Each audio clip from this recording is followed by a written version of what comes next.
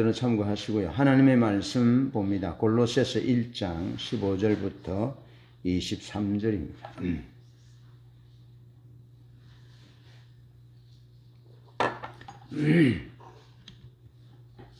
신약성경 골로새서 1장 15절로 23절 다 함께 합독합니다. 시작. 그는 보이지 아니하는 하나님의 형상이시요 모든 피조물보다 먼저 나신 이시니 만물이 그에게서 창조되되 하늘과 땅에서 보이는 것들과 보이지 않는 것들과 혹은 왕권들이나 주권들이나 통치자들이나 권세들이나 만물이 다 그로 말미암고 그를 위하여 창조되었고 또한 그가 만물보다 먼저 계시고 만물이 그 안에 함께 섰느니라. 그는 몸인 교회의 머리시라. 그가 근본이시요 죽은 자들 가운데서 먼저 나신 이시니 이는 친히 만물의 으뜸이 되려 하심이요 아버지께서는 모든 충만으로 예수 안에 거하게 하시고 그의 십자가의 피로 화평을 이루사 만물 곧 땅에 있는 것들이나 하늘에 있는 것들이 그로 말미암아 자기와 화목하게 되기를 기뻐하심이라. 전에 악한 행실로 멀리 떠나 마음으로 원수되었던 너희를 이제는 그의 육체의 죽음으로 말미암아 화목하게 하사 너희를 거룩하고 흠없고 책망할 것이 없는 자로 그 앞에 세우고자 하셨으니 만일 너희가 믿음에 거하고 더 위에 굳게 서서 너희 들은 바 복음의 소망에서 흔들리지 아니하면 그리하리라. 이 복음은 천하 만민에게 전파된 바요 나 바울은 이 복음의 일꾼이 되었노라. 아멘. 오늘은 세상에 임한 하나님의 영광이라는 주제인데요. 많은 신학자들은 오늘 우리가 함께 읽은 본문을 초대교회가 부른 찬송의 일부라고 봅니다. 빌립보서 2장 5절로 11절도 그리스도의 찬미송, 빌립보 교회의 성도들이 불렀던 찬송 중의 일부고 오늘 본문은 골로새 교회의 성도들이 불렀던 찬송의 일부인데 바울은 골로새 교인들의 거룩한 삶과 승리하는 삶, 선교적인 삶을 위하여 50년대 중반쯤 이 찬송을 만들었는 것으로 봅니다. 자, 그리스도인으로서 거룩한 삶과 선교를 가능하게 하는 것이 무엇일까요? 올해 우리 교회 지난해에 이어서 올해 우리 교회 표현은 선교적인 교회거든요. 그 선교적인 교회가 선교적이다라는 것이 뭐냐는 거예요. 예. 선교적인 교회, 거룩한 삶, 이 삶을 가능하게 하는 것이 무엇이냐는 거예요. 그것은 예수 그리스도가 누구신가라는 것을 정확하게 아는 것. 예수 그리스도 그분이 나를 위하여 이 세상을 위하여 우리를 위하여 어떤 일을 하셨는지 그분이 누구인지 그것을 아는 것이 중요하고 또 역사 속에 나타난 하나님의 사랑과 하나님의 영광을 제대로 알 때 그때 거룩한 삶과 선교적인 교회로서의 삶이 가능하다라는 겁니다. 그래서 예수님은 바리새인들을 향해서 요한복음 5장에서 하나님을 아는 만큼 하나님을 믿을 수 있고 하나님을 믿는 만큼 하나님을 사랑할 수 있다. 그렇게 말씀한 거죠. 그러니까 우리가 뭐 결단하고 마음으로 이렇게 뭐 각오하고 뭐 대가를 지불하고 뭐 이런 어떤 육신적인 노력을 하는 것도 중요한데 무엇을 위해서 노력해야 되고 어떤 목적을 향하여 나아가야 되는지 그것을 아는 것이 더 먼저다라는 거예요. 뭐 한참 달리다 보니까 잘못 왔네. 엉뚱한 대로 돌아가면 안 된다는 거잖아요. 방향 설정이 열심보다 우선되어져야 한다는 거죠.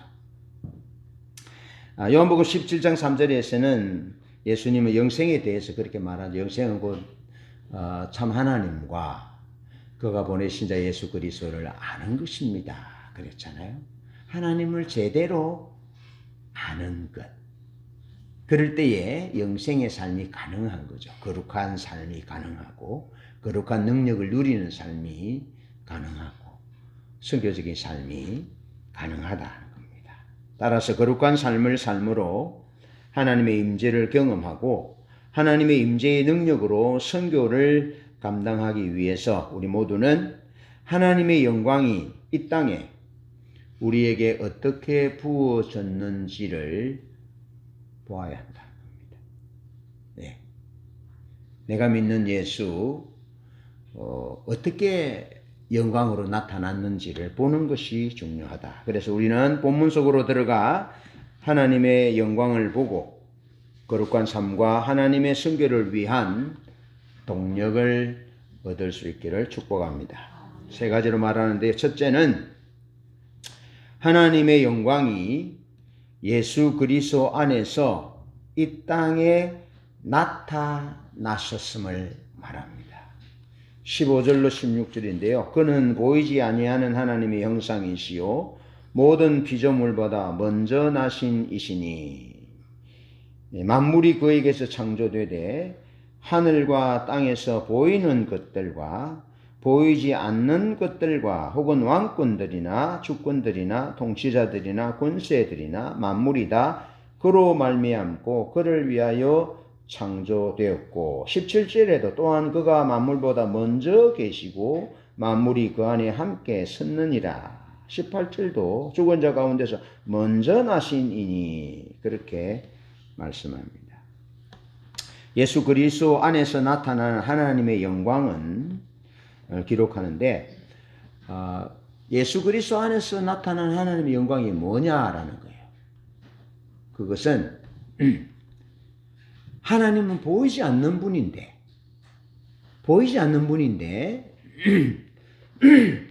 보이시는 하나님으로 나타났다는 거예요.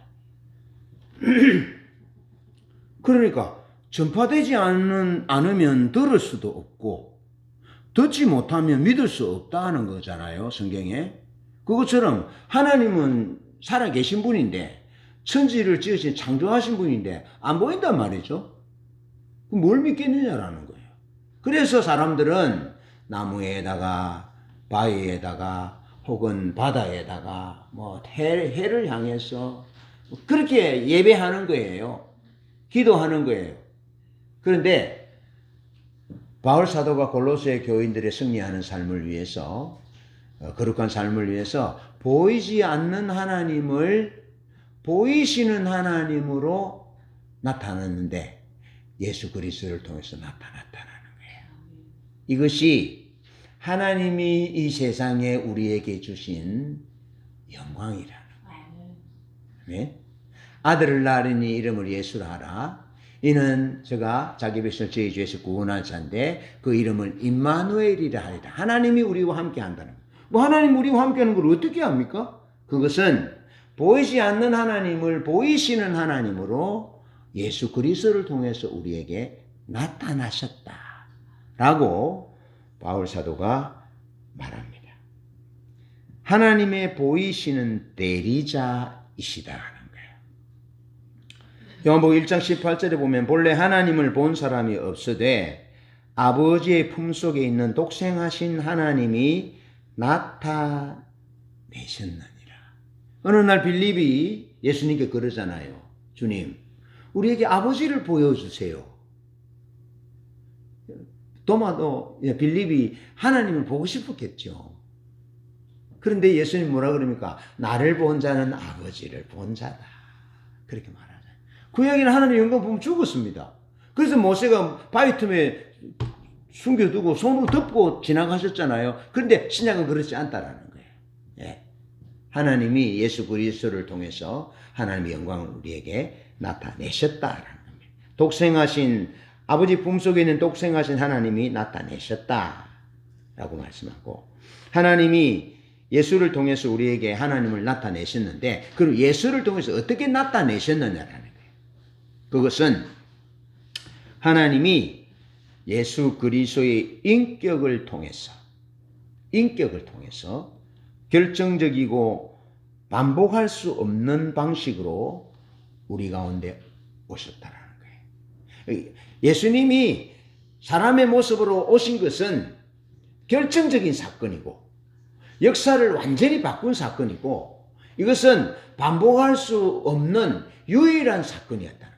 예수님은 다시 어린아이로 오지 않습니다. 오지 않습니다. 반복할 수 없는 사건으로 오셨는데 이것은 결정적인 사건으로 우리에게 오셨다는 겁니다. 그래서 예수님이 오심으로 인해서 우리의 삶이 그분을 하나님으로 믿는 자의 삶은 완전히 결정적으로 달라진다라는 거예요. 완전히 달라진다라는 겁니다. 저주의 사슬이 끊어지고 죄의 사슬이 끊어지고 환난의 사슬이 끊어지고 사망의 저주가 완전히 끊어진다라는 겁니다. 사단의 노예에서 하나님의 자녀로 완전히 변화된다라는 겁니다.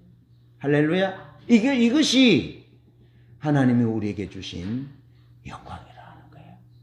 그냥 예수 믿어 천국 가고 뭐 이런 부분만 국한되는 것이 아니고 완전한 것이라는 것입니다. 그것을 결정적이라는 거예요. 결정적이라는 거예요. 그래서 요한복음 1장 14절에 말씀이 육신이 돼 우리 가운데 거하심에 우리가 그 영광을 보니 아버지의 독생자의 영광이요 은혜와 진리가 충만하더라.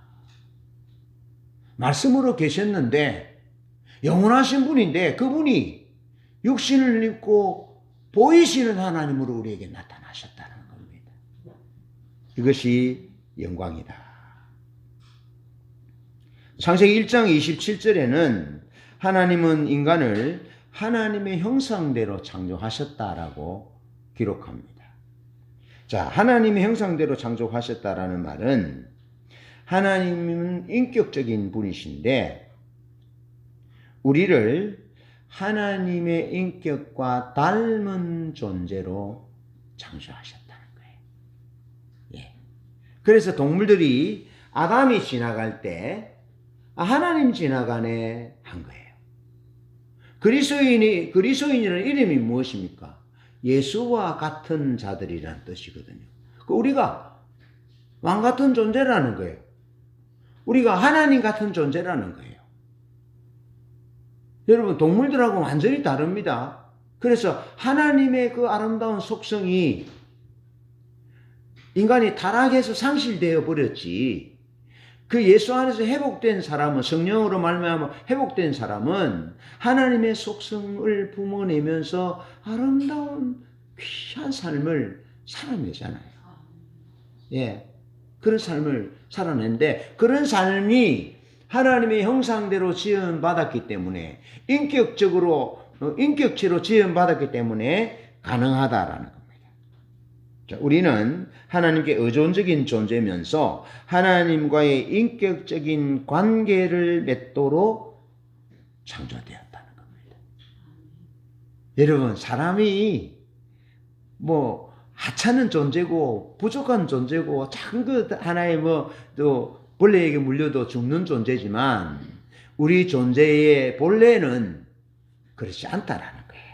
하나님과 인격적인 관계를 맺도록 창조되었다는 겁니다. 대단하지 않습니까? 이것이 우리의 영광이라는 겁니다. 예수 그리스도를 통해서 예수 그리스도가 육신을 입고 우리에게 오신 영광, 그리고 우리를 그 하나님과 관계를 맺을 수 있는 하나님의 형상대로 인격적인 존재로 지으셨다는 것, 이것이 영광이라는 거예요.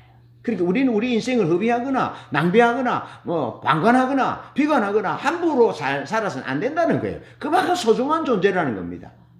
예수 그리스도를 통해서 인격적인 관계를 맺도록 그렇게 우리를 그렇게 하셨다라는 거예요. 자, 하나님이 인격적인 분이시라는 거, 또 우리가 하나님과 인격적인 관계를 맺도록 하나님의 형상대로 지어졌다라고 말하잖아요. 그래서 하나님은 인격적인 분이시기 때문에 예수 그리스도를 통해서 자신을 우리에게 계시하셨다라는 거예요. 인격적이라는 말은 알 수 있다라는 거거든요. 하나님이 아무리 위대하시고 사랑이시고 대단하신 분이라도 하나님을 우리에게 알려주지 않으면 어떻게 하나님을 믿을 수 있겠습니까? 하나님을 아는 만큼 제가 지난번에도 그랬잖아요. 그 금송아지 우상으로 그 더럽고 죽어 마땅한 그들을 용서해 달라고 기도하니까 하나님이 용서하시는, 천대까지 인애를 베푸시는 인자와 긍휼의 하나님이라고 그렇게 하시잖아요. 그 놀라우신 그 하나님, 그 하나님이 자신을 우리에게 계시한다라는 겁니다. 예, 예수를 통해서, 예수를 통해서 그 하나님이 자신을 우리에게 계시하고, 그 다음에 예수를 통해서 하나님의 목적을 우리에게 계시하는 거예요. 그러니까 이 예수님을 믿는 것은 놀라운 것입니다. 놀라운 영광이고 놀라운 축복이라는 겁니다. 하나님을 알게 하시고 이 하나님의 목적을 알게 한다는 겁니다. 그래서 오늘 본문 말씀을 보면 그렇게 말합니다. 창조의 만물의 창조, 즉 하늘과 땅, 보이는 것과 보이지 않는 것들, 왕권들이나 주권들, 통치자들이나 권세들이 예수 그리스도를 통하여 창조되었다는 겁니다. 그리고 예수 그리스도를 위하여 창조되었다는 겁니다. 아시겠죠? 그럼 우리도 우리의 존재가 예수 그리스도를 통해서 창조되었고, 또 누구를 위해서? 예수 그리스도를 위해서 창조되었다는 겁니다. 그것이 예수 그리스도 그분을 통해서 우리에게 계시되었다는 겁니다. 그러기 위해서 예수님이 사람으로 오셔야 되는 거예요. 인격적으로 오셔야 되는 거예요. 인격적으로 오시지 않으면 통하지 않습니다. 강아지하고 아무리 친해도 통하지 않습니다. 사자하고 아무리 친해도 통하지 않습니다. 인격적인 죄가 아니기 때문에 그렇습니다. 그런데 하나님이 우리와 통하게 하고 관계를 맺으시기 위해서 육을 입고 오셨고, 그리고 자신을 계시하셨다는 거예요. 보이지 않는 하나님을 보이시는 하나님으로 계시하셔서 하나님이 우리를 왜 지으셨는지, 무엇을 위해서 지으셨는지를 계시하셨다, 알게 하셨다는 겁니다. 그것이 우리에게 주어진 첫 번째 하나님의 영광이라는 거예요. 이것보다 더 큰 축복은 없는 거예요. 엄청난 축복을 하나님은 우리에게 주셨다. 그래서 기독교 선교는 예수 그리스도의 절대성에 성쇠가 달려있다. 예수 그리스도를 어떻게 믿느냐, 누구로 보느냐, 또 우리를 예수 그리스도의 관계 안에서 어떻게 보느냐, 또 모든 비조 세계를 예수 그리스도를 중심으로 해서 보느냐, 나를 중심으로 해서 보느냐에 따라서 기독교의 선교의 성쇠가 달려있다는 거예요. 예수 그리스도 그분이 중심입니다. 예수 그리스도 그분이 왕이십니다. 그분이 모든 창조주이시고 모든 구속의 근원이십니다. 그 놀라운 사실을 하나님은 보이지 아니하시지만 보이시는 하나님의 대리자로 예수를 통해서 우리에게 계시하셨다는 겁니다. 그래서 예수 그리스도를 우리는 깊이 생각해야 되고, 예수 그리스도를 바라보아야 되고, 예수 그리스도를 사랑해야 되고, 예수 그리스도의 인격적인 관계, 친밀한 관계를 맺기 위해서 수많은 시간들과 마음과 정성을 거기에 들여야 한다는 겁니다. 그것이 왜? 그것이 하나님의 영광이기 때문에. 예. 그 놀라우신 그 영광을 교회가 분명하게 좋은 소식으로 선포해야 한다는 겁니다. 근데 예수 믿고 복 받으세요가 아니고, 이 예수 그리스도 안에 나타나는 하나님의 영광을 제대로 교회가 선포해야 한다는 겁니다. 예. 선포할 수 있겠죠? 예수님의 얘기를 전도할 때도 분명하게 선포할 수 있겠죠? 예수는 보이지 않는 하나님을 보이시는 하나님의 대리자로 나타나셨다라는 겁니다. 왜? 하나님과 인격적인 관계를 맺도록 하기 위해서. 그리고 상실되어 보는 우리 하나님의 형상들을 다시 회복하셔서, 왜 하나님이 우리를 세상을 지으셨고, 또 하나님이 무엇을 위해서 나를 지으셨는지, 권세들이나 능력들이 원래는 하나님 중심으로 하나님을 영화롭게 하기 위해서 만들었는데 그것이 타락하고 변질되어서 우상숭배의 길로 가게 만들었다는, 그러니까 우상숭배자들이 출발이 어디에 있는지, 어떻게 해서 그렇게 됐는지를 정확하게 볼 수 있는 거죠. 그것이 하나님의 계시를 통해서, 예수 그리스도의 성육신을 통해서 우리에게 알려졌다는 거예요.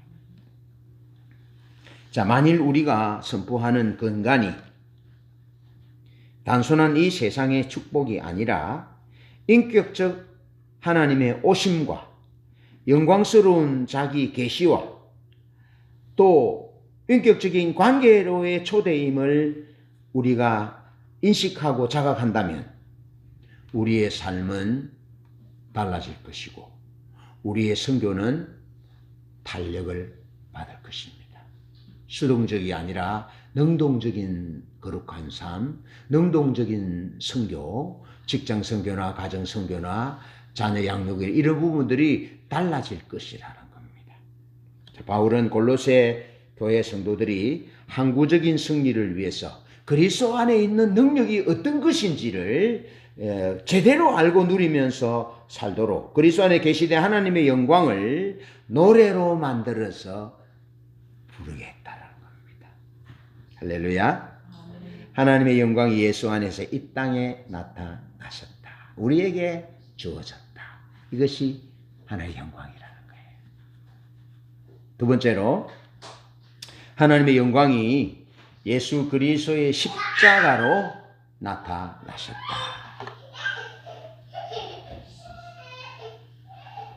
호시탐탐 노리는데 잡혀갔어 엄마한테.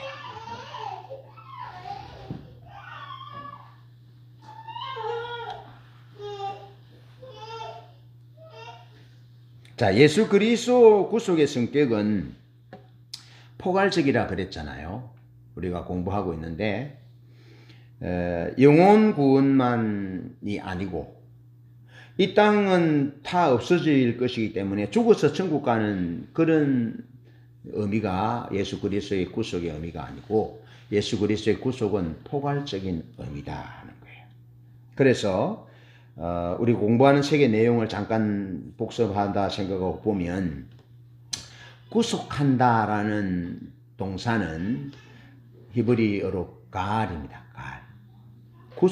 구속한다는 동사는 가알이고 이 구속을 실천하는 명사는 고엘입니다. 고엘. 그래서 구약시대의 출애굽의 구속을 실천하시는 분은 여호와 하나님이셨어요.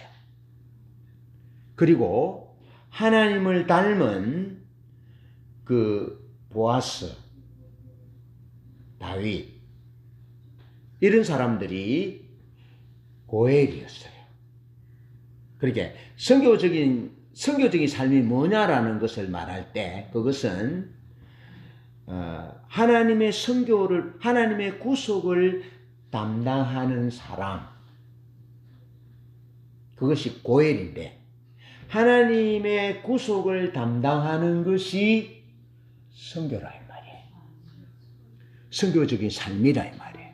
그래서 하나님이 친히 하나님의 선교를 구속하는 분으로서 출애굽의 고엘로 나타났고 그 다음에 신약에서는 예수님이 우리를 구속하는 자로서 고엘로 나타났다라는 거예요.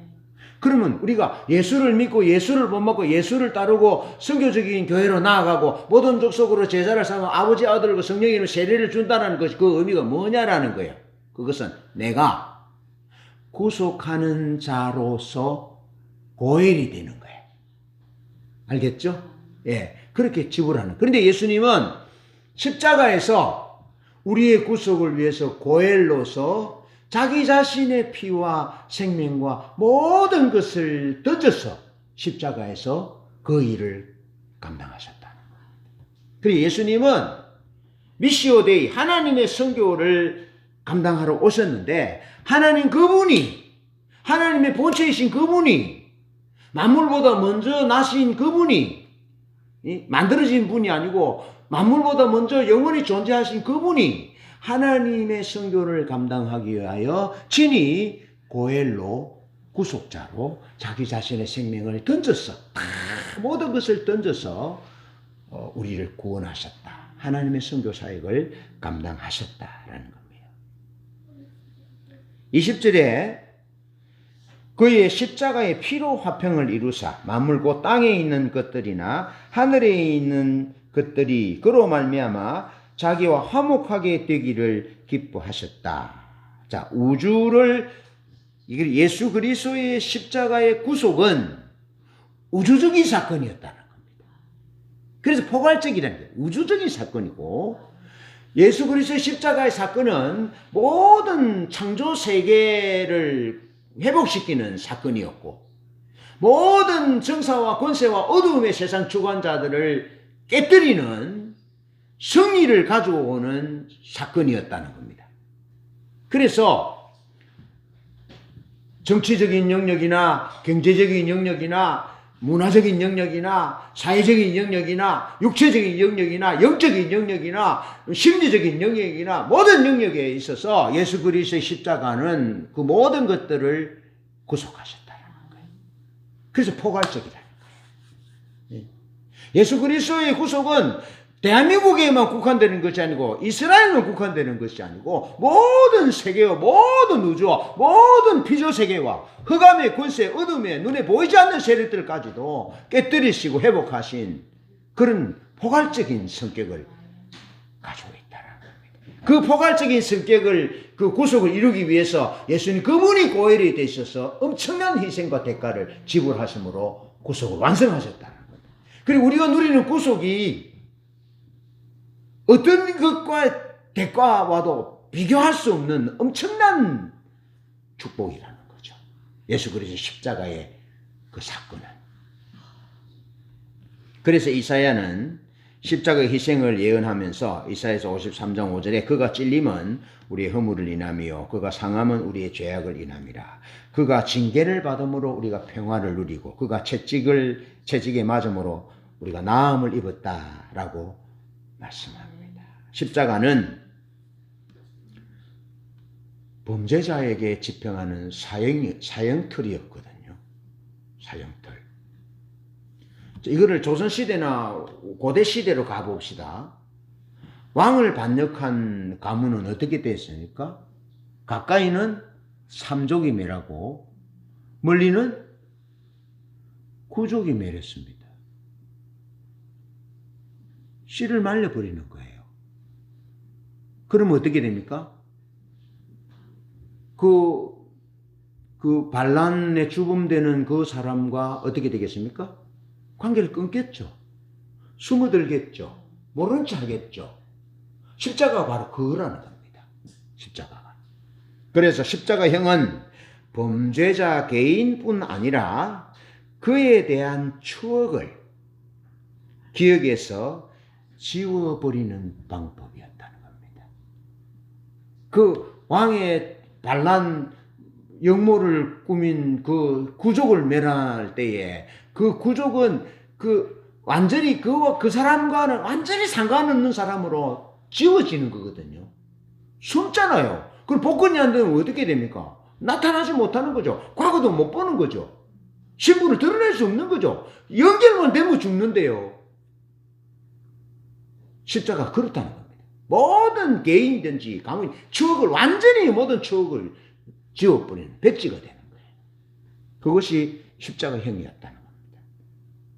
십자가에 못 박혀 죽은 사람은 결코 존재한 적이 없는 사람처럼 되어버리고 그와 관련된 사람도 존재가 완전히 지워지는 삶을 살아야만 되는 사형수라니까. 왜 제자들이 숨어 있었겠습니까? 문을 잠그고.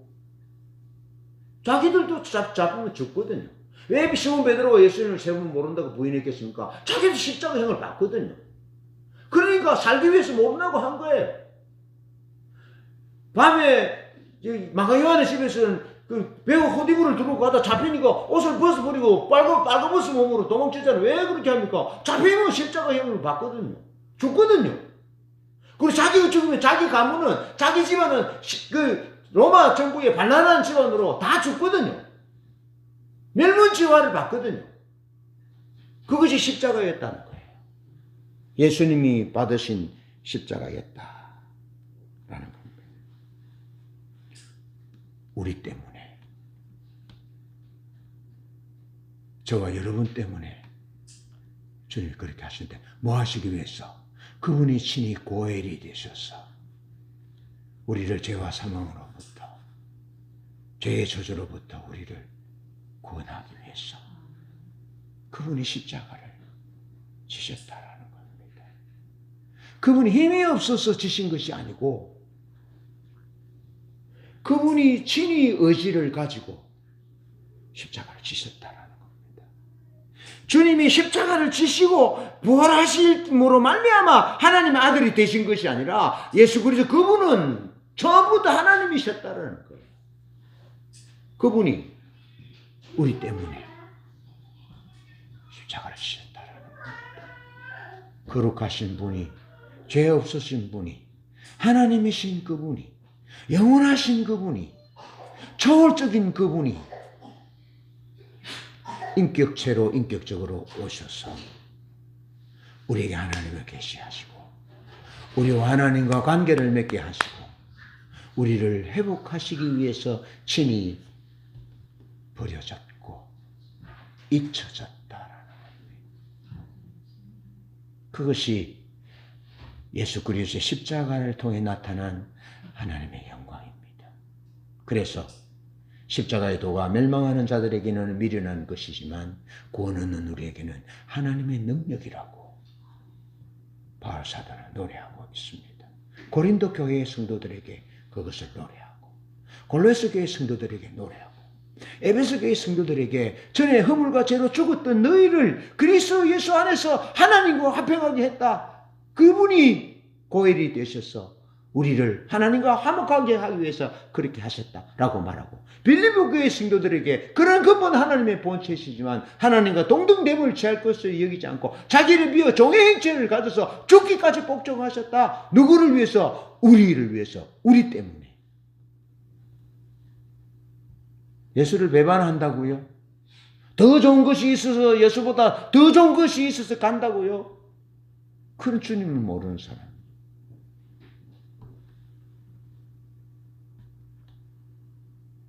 원수 되어 버림받아야 할 우리, 잊혀져야 마땅한 우리를 하나님과의 관계의 회복을 위하여 버려지셨고 고엘이 되신 예수를 깊이 생각해야 합니다. 종말에 회복될 하나님과의 화해는 지금의 인간적인 결정을 무시하고 자동으로 이루어지지 않습니다. 현재 하나님과 화해해야 합니다. 현재 믿음 위에 굳게 서야 합니다. 그래서 23절에 그렇게 말씀하고 있습니다. 만일 너희가 믿음에 거하고 더 위에 굳게 서서 너희 들은 바 복음의 소망에서 흔들리지 아니하면 그러하리라. 다시 말해서 하나님 예수를 통해서 계시된 그 하나님의 영광을 붙잡으면 십자가의 희생을 통해서 고해를 이루신 그 은혜를 붙잡으면 그 믿음의 토대 위에 지금 서 있으면 장래의 마지막 날에 회복될 그 영광이 너의 것이 될 거다. 그렇게 얘기하는. 장래면 어떻게 하다 보니까 영광을 입고 부활이 되고 하나님의 나라 들어가는 것이 아니고 지금 현재 그리스도 안에서 계시된 하나님의 그 성육신의 영광과 십자가를 통해서 우리 때문에 고통당하셔서 고혈의 사명을 감당하지 그 예수를 지금 붙들면 지금 그분과 관계를 새롭게 하면 하나님께서 지금 믿음에 굳게 서면 종말에 회복될 놀라운 하나님의 축복이 보장된다는 거예요. 주어진다는 거예요. 예수 그리스도의 십자가가 두 번째로 우리에게 주신 하나님의 영광이라는 거예요. 십자가를 자랑하고 사랑하고 선교적인 삶은 십자가에서 고혈이 되신 구속의 삶을 사셨던 그 예수처럼 살아가는 것이 선교적인 삶이고 그것이 우리의 영광이라는 거예요. 그 연세 많으신 목사님이 5대째 목사 집안에 분이 이제 3대째 목사죠. 그러니까 돌아가신 분 장례식에 아들이 나와서 하시는 말씀이 아버지 죽음 앞에 하나님 마음의 감동이 이런 감동을 찬송을 주시더라는 거예요. 영광일세 영광일세 내가 누릴 영광일세 은혜로 주 얼굴 배우리니 한없는 영광 내 영광일세. 우리의 영광은 예수 그리스도 그분입니다. 그분이 우리 때문에 우리를 위하여 이 세상을 위하여 구속하기 위하여 고혈이 되신 그 희생하신 그 예수를 알고 사랑하는 그리고 그분이 이끄시는 대로 거룩한 삶을 살고 섬겨지는 삶을 산 것이 그게 우리의 영광이라. 막연히 마지막 날에 이루어질 것이 아니고 그렇게 하루하루를 살다가 보면 어느 날 마지막 주님 앞에 귀한 빛을 보며 하나님의 영광 속으로 들어가게 될 것이라는 거예요. 십자가는 그런 것입니다. 자랑하십시오. 기뻐하시고 붙잡고 나도 고엘이 되리라. 나도 예수 고엘이신 예수 그리스도 그분처럼 살아가리라. 내 우리 아이들을 위해서 그렇게 살리라. 우리 부모님을 위해서 그렇게 살리라. 내 직장 동료를 위해서 내가 그렇게 살리라. 내 책에 내 있는 사람들을 위해서 그렇게 살리라. 그 사랑의 마음이 좁아지지 말고 그 고엘의 마음이 좁아지지 말고 한없이 넓은 그런 마음을 갖고 살아가야 될 사람들이 우리들이고 그것이 우리의 영광이라는 거예요. 겨울 되면 가지치기를 하잖아요. 가지치기를 잘 하십시다. 필요 없는 것들 다 제거하고 주님이 십자가를 지기 위해서 유혹했던 것들은 많잖아요. 어느 목사님이 중고등부 수련회 강사를 하면서 예수님 십자가에 있었는데 그 로마 군인들 강도들 제사장이라고 깝죽거리는 저것들 예수님이 내려오셔가지고 십자가를 뽑아가지고 막 한번 흔들어 버리면 이 새끼라 그러면서 흔들어 버리면 시원할 텐데 안 그렇겠습니까? 시원할 텐데 그렇게 하지 아니하셨다는 거예요. 자신이 잊혀졌고 버려졌고 깨졌고 마지막 한 호흡 한 방울 피와 물까지 우리를 위해서 내어주심으로 고엘의 사명을 감당하시는데 고엘은 그런 것이라는 겁니다. 우리 엄마가 죽을 사력을 다해서 이 신발을 벗고 가면은 언제 저 신발을 신을고 다시 나와서 이 신발을 신을까 그래 했다 하잖아요. 엄마가 그렇게 해서 우리를 낳았잖아요. 그런데 예수 그리스도 그분은 우리 엄마와 비교할 수 없이 죄가 없으신 분이시지만 버려지셨잖아요. 그 삶을 사는 것이 우리의 영광이라는 거예요. 많이 모으는 것도 좋은데 높은 자리에 오르는 것도 좋은데 우리 자식들이 잘 돼서 출세하는 것도 좋은데 고엘의 삶과 상관은 없다면 성교적인 삶과 거룩한 하나님의 백성으로서의 삶과 상관은 없다면 그 실패자죠.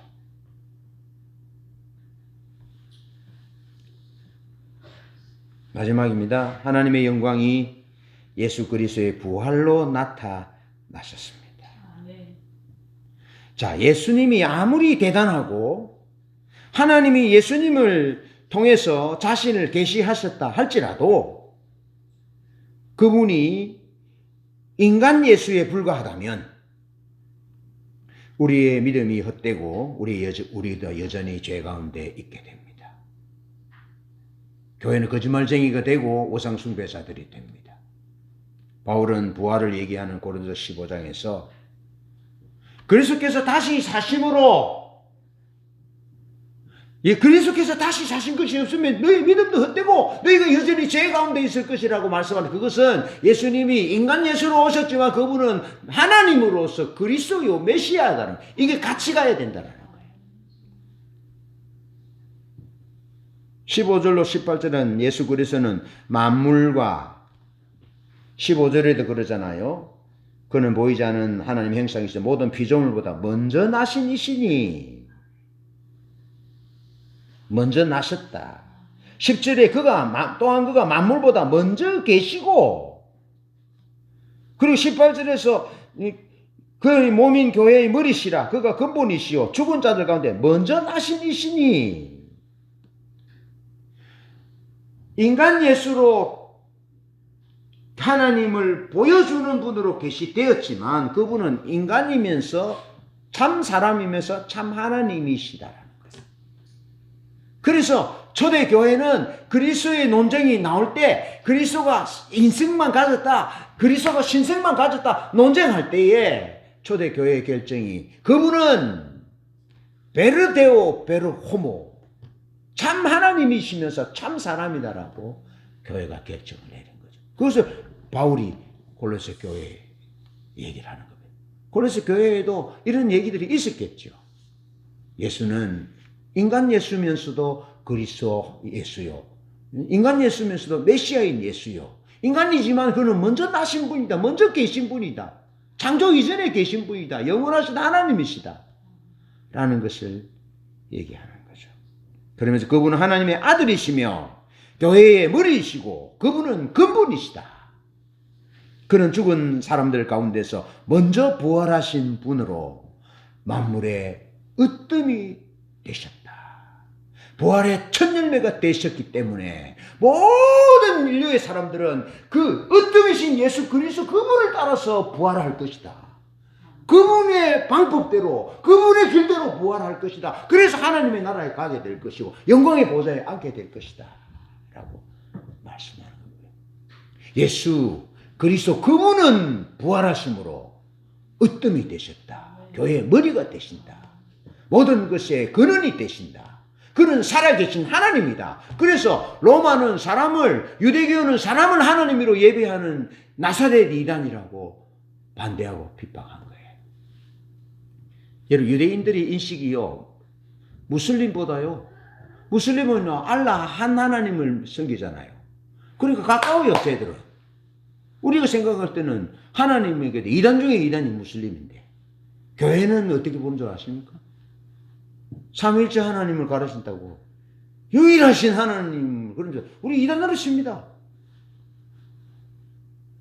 그렇게 봅니다. 그런데 하나님을 삼위일체로 모른다면 하나님이 거룩하신 사랑의 하나님으로 존재하실 수 없어요. 사랑의 하나님 상대가 없는데 어떻게 사랑해요? 상대가 없는데. 아니, 영원전부터 영원까지 상대가 없으면 어떻게 사랑하겠습니까? 하나님은 삼위일체로 계시잖아요. 그래서 하나님은 본질적으로 사랑이시고 관계적인 존재라, 관계에 헌신하기로 했다라고 말하라. 예수님의 부활은 창조의 완성이자 창조 질서의 정당성을 변호한 것입니다. 하나님이 지으신 천지 만물의 창조는 아름다운 창조였다는 그것을 예수님의 부활을 통해서 완성하셨다. 그것은 죄와 사망의 폭정을 깨부순 하나님의 새로운 질서를 예고하신 사건이다. 여러분, 우리가 예수 그리스도 부활을 믿고 그 안에 있다면 그 능력이 정치를 이깁니다. 모든 흑암의 권세들과 세상의 부조리들을 이기게 됩니다. 왜? 하나님 그분이 부활의 주님이기 때문에. 권세를 가지신 분이고 회복하신 분이시기 때문에 그런 거죠. 자, 예수님의 부활은 예수 그리스도가 만물의 으뜸이 되실 어느 날 우리가 가지게 될 나의 신령한 몸을 미리 보여줍니다. 그러니까 우리 예수 믿는 사람들은요, 고민할 거 없습니다. 복잡하지 않습니다. 으뜸이신 주님이 앞서가셨는데 그분이 부활하셨어요. 근데 그분은 몸은 알 수도 있었다가 뭐 알지도 못한 몸이잖아요. 그리고 고민할 거죠. 우리는 어떻게 되냐? 가면은 결혼하면은 그 부부로 사느냐, 어떠냐? 고민할 필요 없어요. 으뜸이신 주님이 우리가 앞으로 있게 될 몸을 보여주신 거예요. 예수만 따라가면 돼요. 예. 주님의 부활을 그건 보여주셨고, 주님의 부활은 그리스도가 십자가를 통하여 주권자가 되어야 한다는 것과 그분을 신뢰하는 모든 사람이 죽음에서 일어나 그 예수의 부활을 공유하게 될 것이라는 하나님의 목적을 드러내신다는 겁니다. 주님이 부활하시 안 하셨다면요, 그 하나님의 목적을 우리가 몰라요. 유미주선을 향한 하나님의 목적은 뭐라고요? 예수님이 부활하신 그 부활을 공유하는 것이 하나님의 목적이에요. 근데 예수님이 부활하지 않다면 모르는 거예요. 그런데 우리는 얼마나 놀라운 비밀을 압니까? 예수님 부활을 통해서 내가 앞으로 그렇게 될 것인데 그게 하나님의 목적이구나. 그게 목적이구나. 피조물도 하나님의 자녀들이 나타나서 회복되기를 원하는 거죠. 다 알게 되는 거죠.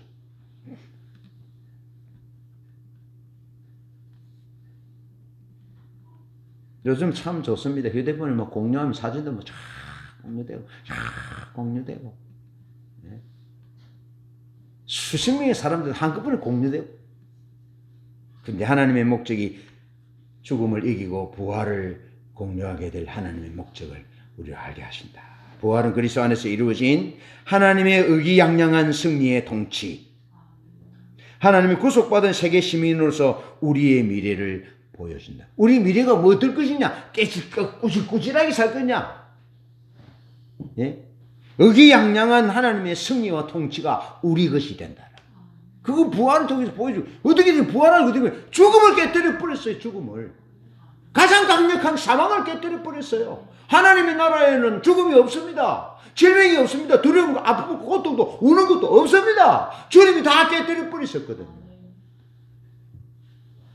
그게 주님 부활을 통해서 우리에게 맛보기를 보여줬어요. 우리 공유사항이에요. 내가 그렇게 될 거예요. 우리 그렇게 될 거예요. 그게 하나님의 목적이에요. 자, 그런데요, 월트 그루그만은 기독교 희망을 이렇게 말합니다. 이게 얼마나 대단한지. 하나님은 지금 얘기했던 이 의기양양한 승리, 하나님의 목적을 공유한다 했잖아요. 그것을 하나님이 세상에서 완전한 승리를 거두지 않으면 결코 너희를 떠나지 않을 것이라고 말하는 겁니다. 주님이 마태복음 28장에서 뭐라 그럽니까? 하늘과 땅의 모든 권세를 내게 주셨는데 그러면 너희는 모든 족속으로 제자를 삼아 아버지와 아들과 성령의 이름으로 세례를 주고 내가 너희에게 분부한 모든 것을 가르치게 하라. 볼지어다 내가 세상 끝날까지 너희와 항상 함께 있으리라. 그러니까 하나님은 완전한 승리를 이루고 의기양양한 승리를 이루기 완성하기까지 우리를 떠나지 않는다는 거예요. 우리를 버리지 않는다는 거예요. 교회를 떠나지 않는다, 버리지 않는다라는 거예요. 완전한 승리를 도장 찍을 그게 뭐냐? 예수 그리스도 부활을 통해 우리에게 보여준 거예요. 십자가를 통해서 얼마나 의기양양했습니까? 유대인들이, 로마인들이, 그 어두움에 사로잡힌 대제사장들이. 그런데 주님이 부활하심으로 완전히 역전시켜 버리잖아요. 그렇게 완전한 승리를 거두지 않으면 결코 우리를 떠나지 않을 것이라는 기쁨에 찬 확신이다. 이런 기독교의 희망은 교회의 프로그램과 선교 전략의 성공에 근거한 것이 아니라 그 희망은 만물이 예수 그리스도의 십자가의 피를 통해서 화해될 것과 부활을 통해 완성될 것이라는 하나님의 약속에 그 기초를 두고 있다는 겁니다. 성육신 하신 예수 그리스도를 하나님으로 믿고 십자가와 부활을 통해서 그것이 하나님의 목적이라고 주신, 우리에게 가르쳐 주신 그 하나님의 약속의 기초를 두는 것이 우리의 희망이라는 거예요. 하나님 그분이 우리의 희망이라는 거예요. 말씀을 정리합니다. 세상을 위한 희망의 비전이 펼쳐지는 곳은 바로 육을 입고 우리에게 오신 예수 그리스도, 십자가, 부활입니다. 인간의 종교나 철학에서는 세상을 위한 희망을 전혀 발견하지 못합니다. 과학이 발달할수록 지식이 늘어갈수록 근심이 많습니다. 어떤 신앙도 예수님의 오심과 십자가와 부활이 약속하는 것과 같은 방식으로 우리의 구원을, 우리의 승리를 약속하지 못합니다. 세상에 임한 하나님의 영광만이, 육을 입고 우리에게 하나님을 계시하셨고 친히 고엘로 십자가를 통해서 우리를 구원하기 위하여 하나님과 화목하기 위해서 자신을 던지셨던 그 십자가 예수 그리스도, 그리고 부활하심으로 그 예수 그리스도의 부활이 나의 부활로 공유할 것이라는 그 하나님의 목적, 그것이 세상에 임한 하나님의 영광이거든요. 그 하나님의 영광만이 우리의 거룩한 삶과 선교적인 삶을 위한 승리의 토대가 됩니다. 이 영광을 붙잡고 감사하고 노래하고 누리면서 또 한 주간 승리하시기를 주님의 이름으로 축원합니다. 아멘.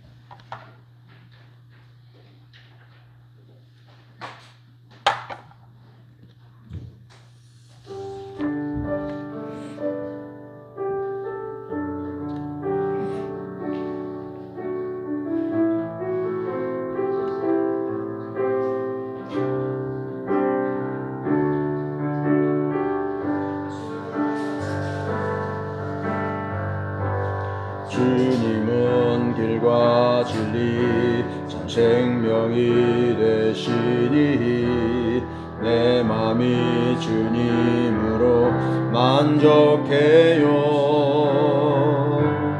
주님은 길과 진리 참 생명이 되시니 내 맘이 주님으로 만족해요. 목마른 사슴이 시냇물 찾아 헤매듯이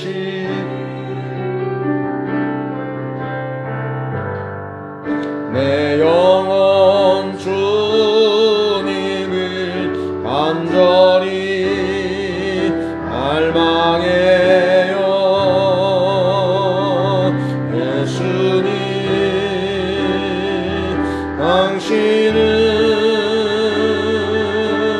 나의 공급자, 주의 생명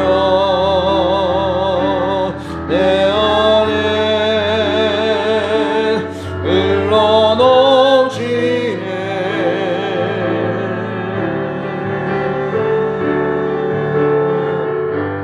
주님 나의 목적, 나의 유일한 소망, 예수 나의 왕 나의 주, 내 모든 것으로 주만 사랑합니다. 예수 나의 모든 목적, 나의 유일한 소망, 예수 나의 왕 나의 주, 내 모든 것으로 주만 사랑